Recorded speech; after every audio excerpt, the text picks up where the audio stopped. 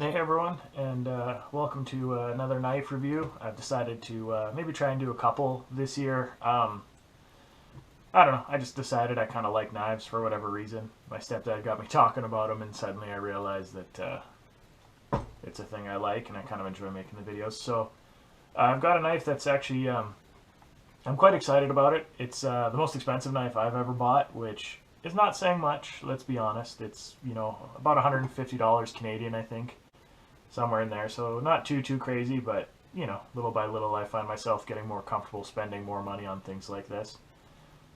This one is the Frog Market Special from Tops Knives, made in the USA, and I'm really excited about it. It's kind of a new favorite of mine. The reason I bought it was that my stepdad has one, and he lent it to me when I was boning out and butchering a deer, and it just worked fantastic. And then I kind of looked into it a little, and they're very open about it. Obviously, it didn't take a lot of investigating, but it's designed off of markets in Hanoi. A lot of the local butchers and just food processors and merchants there were using a very similar knife blade, and it makes a lot of sense. It's fantastic with this nice sharp edge for getting into little nooks and crannies and deboning, getting the meat off. And I could see that too with the actual skinning process of a deer when you're trying to get kind of into that pelvis and get the vitals out. Sorry to get too graphic like that. And then it's got this nice deep belly in here that's perfect for when you're actually trying to cube up and chop meat, or if you're trying to get the hide off of a deer, let's say. It's got a nice thin blade. I believe it's 1/16 of an inch, which I really like. It makes the knife feel very light for how much blade you're getting. And just to give you an idea of comparison, here's two knives that I really like, and kind of usually I carry one with me when I hunt, and then the other one goes in my bag if I down a deer. Then I can kind of switch between the two. The first is a Buck 103. It's a big skinner. Actually, it's quite a small skinner, but it's designed specifically for skinning. And same thing, it's got this nice big, I always call it a belly. That's the word I like to use. And it's perfect for getting hide off of a deer. It's got a lot of blade to it. You can get it nice and sharp, and it rolls nice as you cut to get it apart. The problem is that the blade is quite thick, so when you're trying to do fine work and get into, I always say nooks and crannies, but you're trying to get, your organs out, or trying to get meat from between ribs, or you're trying to skin kind of in what would be the armpit and around limbs, it can be a little bit thick of a blade, which is why I carry a Groman belt knife, which has a nice narrow blade. It's perfect for getting in tight, and this is a really good knife for all kinds of stuff. I'm a big fan of this one, and they're Canadian made, so you should go buy one.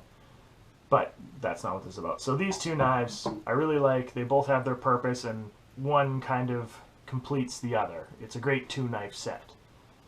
This, in my mind, kind of combines the best of both worlds, because you've got that nice heavy portion for your chopping and for your skinning, and then you've got kind of a narrower, more of a point for more of your boning and your finer work and really carving, getting in there nice.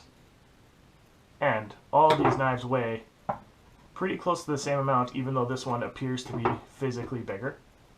And the ergonomics on it are fantastic. It's a little narrower in the handle, if you compare it to the Buck and even the Groman. But that nice round handle on a Buck is great if you're, gripping your knife hard. But this is perfect for that kind of delicate hold when you're doing, same way you'd hold a filleting knife, right? Just get it in your hand, get comfortable, and rock and roll. One thing about this knife that I kind of have mixed feelings about is the blade material. The Buck uses stainless. It's nice, it's bright, it's shiny. Actually, this one's not super shiny because if you look, I have blade wax on it so that when it's in storage it doesn't kind of get gross, because I just keep them in the sheath because that's all I have space for. But it's, a nice shiny silver knife. This is Stonewash 1095 carbon steel. What that means is that it doesn't have the rust proofing that a stainless would have, or the corrosion resistance, if you will. Now, knives are made for thousands of years without corrosion resistance, but in our modern age, I feel like we have the technology. Let's use it. Your hardness is there. It's not a brittle material by any stretch. It's just going to get patinaed faster than any other knives would, which I kind of like. you know, I like a little bit of patina. Look at all the vehicles I've ever driven. You know, they're all rough around the edges, so am I. But at the same time, that's your metal on your knife eating itself. So is that a good thing? I don't know. But it's also staying true to the tradition of what this knife is. Is it's supposed to be kind of an inexpensive market knife. People were probably making this blade style for 100 years out of scrap metal. So to use futuristic super steels nowadays would almost be disingenuous to what you're trying to achieve. So I don't know. Take it or leave it on the steel. I'm sure it'll be plenty for what I'm doing and the maintenance I'm willing to put into a knife. I won't know a difference, but something to keep in mind. Moving on to the sheath. Just your standard Kydex sheath. Has a good belt clip on it. It has a nice hook inside so it'll actually stay on your belt. Not particularly heavy. Definitely clips in beautiful. Just want to watch I don't hook my hand. It's in there. It's not going anywhere. It's well made. There's not a lot of excess. I hate when you have a knife that has just a huge sheath hanging off. You got a lot of extra on there. This one, they don't waste a lot of space. They don't waste a lot of material. The whole thing feels fairly light. You know, it would be good for maybe a mountain hunting trip or something. If you're more of a backcountry hunting kind of guy, might be what you need. Pops out nice and easy. Gets into the hand great. No troubles there. Ooh. You just got to make sure you go in straight, otherwise you'll hook your blade in there, I guess. Nothing wrong with that at all. Moving on to a few other things. Tops included a whistle when I bought it. Thank you, I guess. I don't really need that, but appreciate it. Always nice to have a gift. It came in a box, which I appreciate. I know it's kind of a silly little rant to have, but I hate blister packs or those clamshell packs, you know, the hard plastic ones that are impossible to open. Anytime a knife comes in that, I don't care what it's made out of. If it's a titanium SV90 knife, I don't like it. It feels cheap to me to have to open this stupid plastic pack. Give me a box. I don't care if it costs, I'll pay more for the box. Inside the box, it was shipped in this plastic. This is kind of like a dramatic reenactment of the unboxing. Apologize for the inconvenience. Came with a little certificate where you could register things, you know, 101% finished in the United States, which is nice.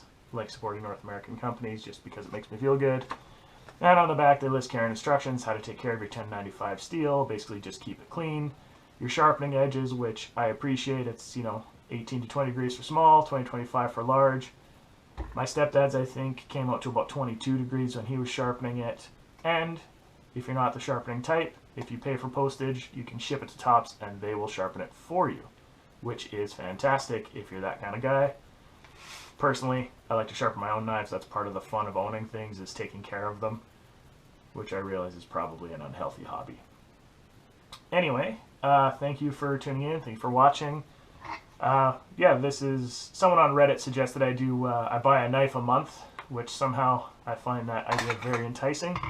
So maybe I'll justify that by doing a knife review every month. So if that's the case, this is the January 2022 review of the Tops Frog Market Special.